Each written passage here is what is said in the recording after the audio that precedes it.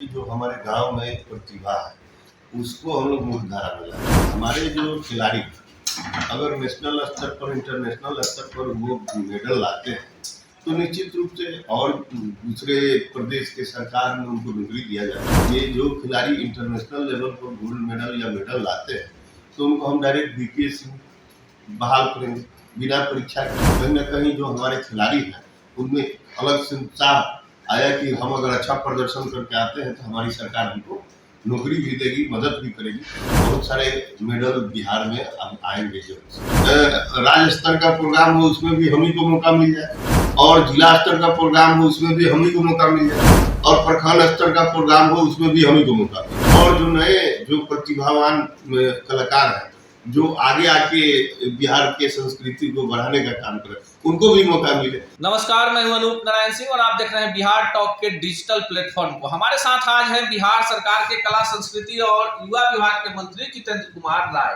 कई सारे अहम सवाल हैं खेलों को लेकर, कला संस्कृति को लेकर, जिसके जवाब हम तलाशेंगे। सबसे पहले सर स्वागत है बिहार टॉक। आपको भी नमस्कार। पहला सवाल कि खेलों को लेकर लगातार आप पटना में कई बड़े आयोजन कर रहे हैं, लगातार खिलाड़ियों के लिए भी पहल कर रहे हैं, सरकार की योजना क्या है? देखिए, हम लोग का मूल उद्देश्य है कि जो हमारे गांव में प्रतिभा है उसको हम लोग मुख्यधारा में लाए। इसके लिए हम लोग स्कूली गेम चालू किए। स्कूली गेम में हम लोग पहली बार 2200 बच्चों को पुरस्कार राशि भी नगद हम लोग देने का काम किए, और भारत का दूसरा राज्य बिहार बना कि स्कूली गेम में भी नगद पुरस्कार हम लोग देने का काम किए। तो हम लोग का प्रयास है कि जो हमारे गाँव में खिलाड़ी हैं जिनको उचित व्यवस्था नहीं मिल पाता है, उचित प्लेटफॉर्म नहीं मिल पाता है, जिसके कारण उनकी प्रतिभा आगे नहीं बढ़ पाती है, उन लोगों को मुख्यधारा में लाना। इस पर हम लोग काम कर रहे हैं, और इसी काम की कड़ी में हम लोगों ने कल क्लब 2 कराया, जिसमें हमारे देश भर के जो विशेषज्ञ थे खेल से संबंधित उनको बुलाकर उनका सुझाव हम लोग लिए, और उस पर भी हम लोग काम कर रहे हैं। खिलाड़ियों को नौकरी देने की जो प्रक्रिया पहले से आ रही थी, बीच में स्थगित थी, मंत्री बनने के बाद आपने उसको फिर से शुरू किया है, वो क्या है प्रक्रिया? उसमें सीधा मकसद ये है कि हमारे जो खिलाड़ी अगर नेशनल स्तर पर इंटरनेशनल स्तर पर वो मेडल लाते हैं तो निश्चित रूप से और दूसरे प्रदेश के सरकार में उनको नौकरी दिया जाता है। तो हमारे यहाँ भी पहले भी मिलता था, थोड़ा बीच में स्लो हो गया था, फिर उसको हम लोग गति लाने का काम किए। और मैं माननीय मुख्यमंत्री जी और खासकर उप मुख्यमंत्री जी जो खुद खिलाड़ी हैं, खिलाड़ियों को भावना को समझते हुए दोनों आदमी ने राय करके एक डिसीजन किया कि जो खिलाड़ी इंटरनेशनल लेवल पर गोल्ड मेडल या मेडल लाते हैं तो उनको हम डायरेक्ट बीपीएससी बहाल करेंगे बिना परीक्षा के। तो ये एक बहुत बड़ा निर्णय था। कहीं ना कहीं जो हमारे खिलाड़ी हैं उनमें अलग से उत्साह आया कि हम अगर अच्छा प्रदर्शन करके आते हैं तो हमारी सरकार हमको नौकरी भी देगी, मदद भी करेगी। तो ये हमारे खिलाड़ियों के लिए उत्साहवर्धन का विषय था, और सरकार ने इसको किया है। तो अब हम समझते हैं कि इस सब योजना के चालू होने से बहुत सारे मेडल बिहार में अब आएंगे। जो खेल कैलेंडर की आप बात कर रहे हैं, खिलाड़ियों के विकास की बात कर रहे हैं, उनके लिए प्रोत्साहन राशि की बात कर रहे हैं, लेकिन 1 साल आपके कार्यकाल का हो गया। आप पहले भी कई इंटरव्यू में इसकी चर्चा कर चुके हैं, बिहार में एक भी बड़ा खेल ग्राउंड क्यों नहीं? ऐसा नहीं है। देखिए, बिहार में बड़ा खेल ग्राउंड अभी तक हम लोग 311 स्टेडियम की स्वीकृति मतलब दे चुके हैं, जिसमें से 250 के आसपास लगभग बन चुका है। और जहाँ जिस प्रखंड में नहीं बना है हम लोग लगातार पत्राचार किए भी हैं, डायरेक्ट फोन से भी बात कर रहे हैं, और आने वाले दिन में भी मान के चलिए लोग 2-4 महीने के अंदर और 20-25 स्टेडियम हम लोग और निर्माण कर देंगे। जहाँ तक नेशनल इंटरनेशनल स्टेडियम की बात आप लोग कर रहे हैं, हम लोग खेल परिसर में आप जाइए, देखिए खेल परिसर में बहुत सारा काम हम लोग किए हैं, और मनोलोक स्टेडियम का DPR हम लोग बन के तैयार है और अंतिम प्रक्रिया में है। राजगीर में स्टेडियम जो बन रहा है वो थोड़ा काम लॉकडाउन के कारण जो संवेदक को प्रभावित हुआ, फिर हम लोग समीक्षा करके उनको टास्क दिए हैं। और हॉकी के लिए 2 स्टेडियम हमारे मुख्यमंत्री जी ने यहाँ पटना में बनाने का वो किया है। तो हम लोग तो लगातार प्रयासरत हैं कि हम हमारे खिलाड़ी को सुविधा के मामले में हम कहीं देश स्तर पर पीछे नहीं है।